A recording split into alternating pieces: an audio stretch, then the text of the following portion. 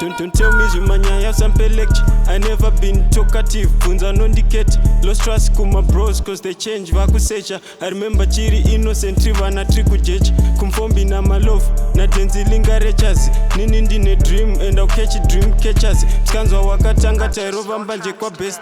I still don't think badness mumoyo ndiri rust. Kutsongwa nematombo kuma yuts ndiyo era. Isusu chitamuka ivo vanenga chita square. Kupera kwazvo ghetto yuti murwere mumental.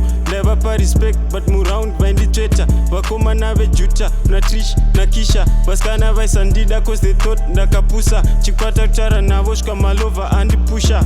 Life angari down dzimwe nguva ndiri kumusha. Oh hell kuna nata lakandida aindikisa. First mskana wangu hanzi tamka wakupisa. I start to know the special the more yavaindidisa. Heard the bars line mapisi panchari lisa. Fell in love with music nine ngoma tino mixer. Started with my punchline and a brando takachila.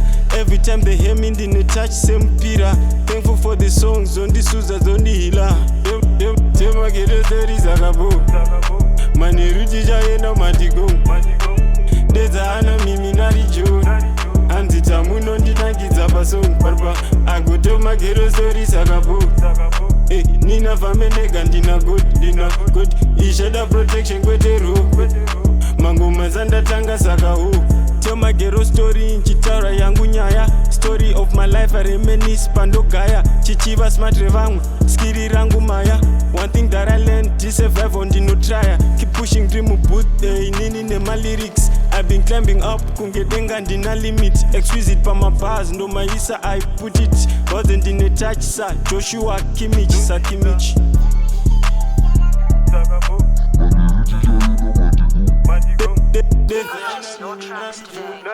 Anti tamuno ndinangidza pasong parpa. Agoto maghetto stories akabo.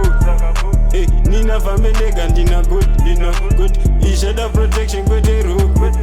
Mangoma zandatanga sakaho.